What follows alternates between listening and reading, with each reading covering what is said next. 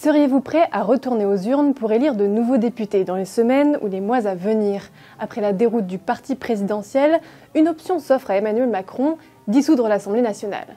Mais qu'est-ce que ça veut dire et qu'est-ce que ça changerait? On vous explique. Avec 246 députés à l'Assemblée, gouverner s'annonce compliqué pour Emmanuel Macron.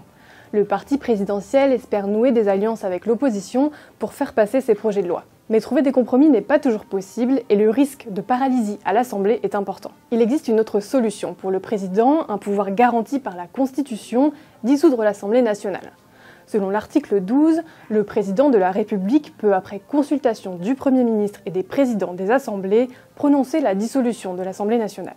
Cette décision entraîne automatiquement la tenue d'un nouveau scrutin qui doit se tenir entre 20 et 40 jours plus tard. Mais attention, le président ne peut pas dissoudre l'Assemblée quand ça lui chante.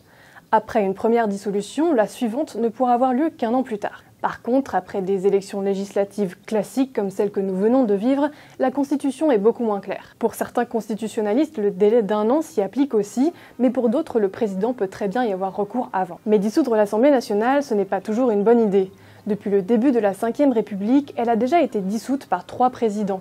Dans la plupart des cas, elle a eu l'effet escompté par le chef d'État, à commencer par Charles de Gaulle, qui l'a utilisé en 1962 et en 1968 pour sortir de crises politiques et institutionnelles. J'ai prononcé la dissolution de l'Assemblée nationale. Veuillez croire, Monsieur le Président, etc. Signé Charles de Gaulle. C'est ensuite François Mitterrand qui signe un décret de dissolution en 1981, puis en 1988, quelques jours après son élection et sa réélection, pour s'assurer une majorité parlementaire. Les élections législatives n'ont en effet pas lieu dans la foulée de la présidentielle, mais à quelques années d'intervalle. La première est une réussite, mais avec la deuxième, François Mitterrand doit se contenter d'une majorité relative à l'Assemblée.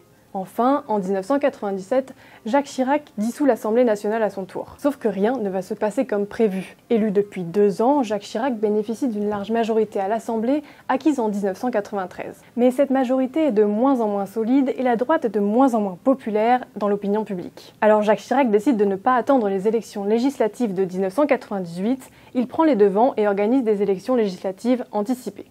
Nous avons besoin d'une majorité ressourcée et disposant du temps nécessaire à l'action. Or, la dissolution se révèle être une grave erreur stratégique. La gauche remporte les élections législatives, Lionel Jospin est nommé Premier ministre, donnant lieu à 5 ans de cohabitation, la plus longue de la Ve République. Mais ces exemples historiques n'ont pas grand-chose à voir avec la situation actuelle. Depuis l'instauration du quinquennat, Emmanuel Macron est le premier président réélu, mais il est aussi le premier président sans majorité absolue à l'Assemblée.